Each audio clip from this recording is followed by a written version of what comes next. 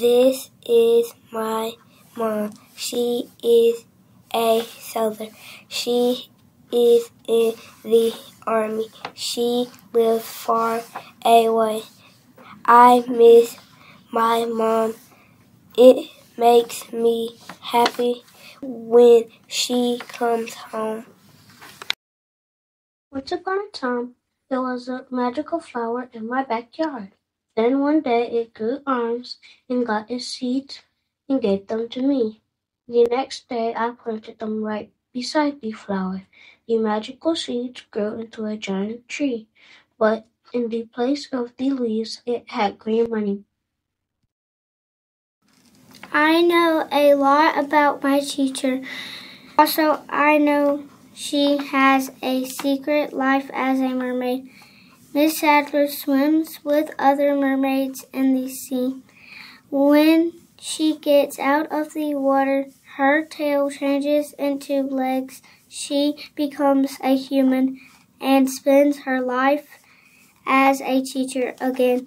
I think my teacher's secret life as a mermaid is wonderful. The little girl went straight to the Christmas lights inside the store. She got the one that flashed rainbow. Wonderful, she said. She went to check out. The employee who was scanning the lights said, "Is that all?" And the employee said how much it cost. Well, the little girl was so scared and in a rush that she forgot the most important thing, money. Sadly, she said, "Never mind," and left. On the other end of the distress call was another spacer named Michael. He was sent into space by the government to see if the planet Caxton-Flagarian is livable. As Michael was almost toward the planet, his engine light, low fuel, came on. This is not supposed to happen because the fuel tank is full. Little did they know, as they were bickering, Mariah was eavesdropping on their conversation. She stepped back, curious and afraid, but she realized if she goes with the Knights, she could finally prove herself after being overprotected and being treated like a queen. She wanted to go, but her father would absolutely not approve of that. So she had to be sneaky. She was going to pretend to be a knight, but the Knights were quite taller than her.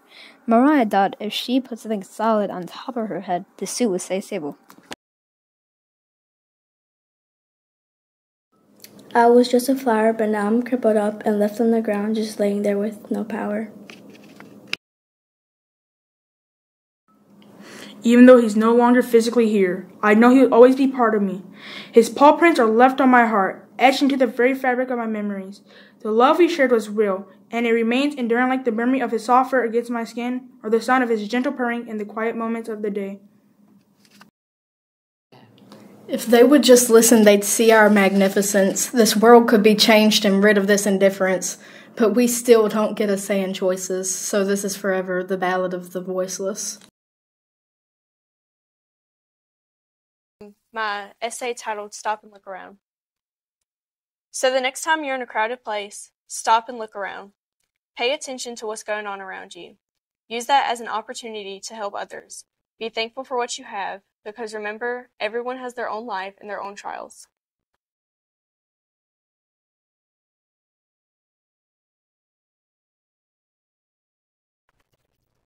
One of the most fascinating stories about Bill is the moment he passed away. He was smiling. After all the pain and hardships he endured, he was still smiling.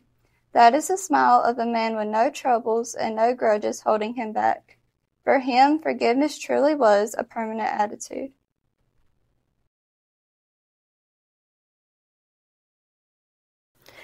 I feel bad for all the girls in the world without a sister, who have lost their sisters or do not speak or spend time with their sisters.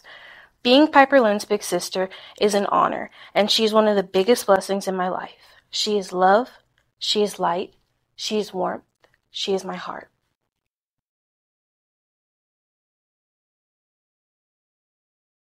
Something about this one was different. I'm not sure if it was the confusion, desperation, and heartbreak in her voice.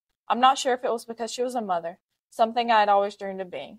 Whatever made me feel more connected to Delilah Rose, I'll never forget her as long as I live. She taught me valuable lessons and was an incredible woman, despite her hauntedness.